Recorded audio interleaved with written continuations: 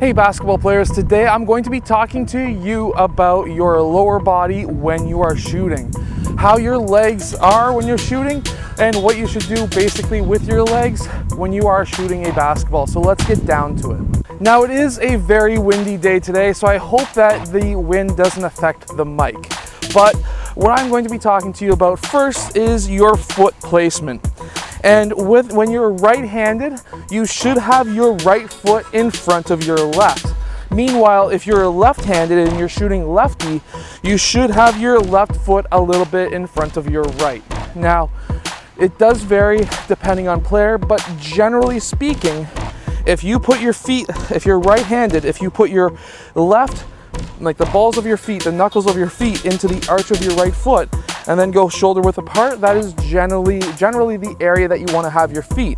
And vice versa for if you're left-handed.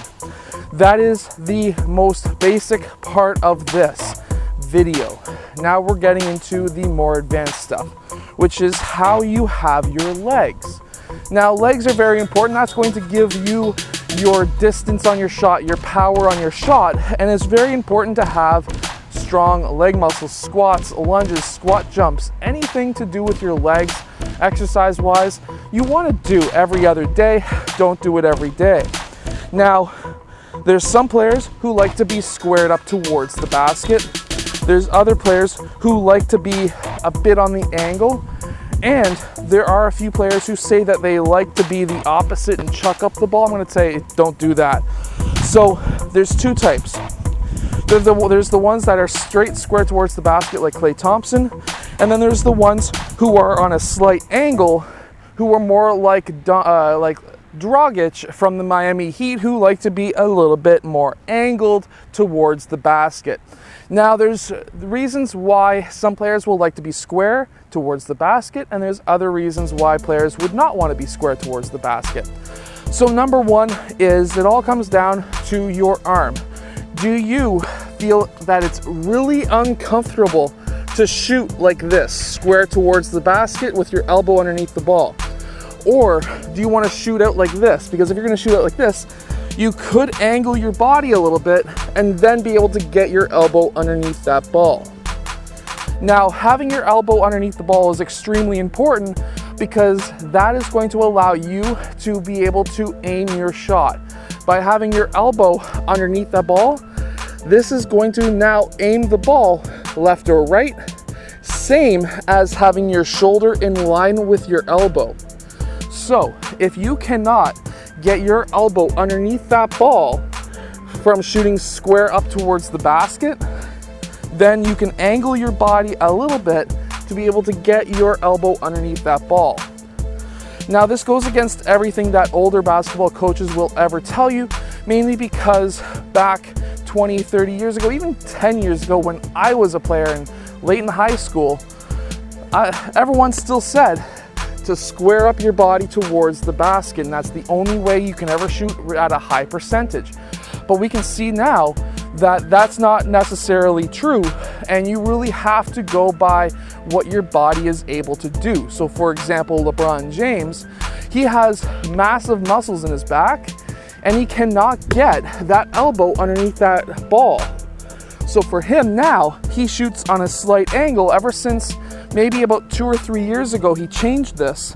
So now he's a slight angle from the basket so that he can get more of his elbow underneath that ball, and his shooting percentage has gone up, but it's still not at the superior levels that we see from Klay Thompson, Steph Curry, and other great shooters in the league.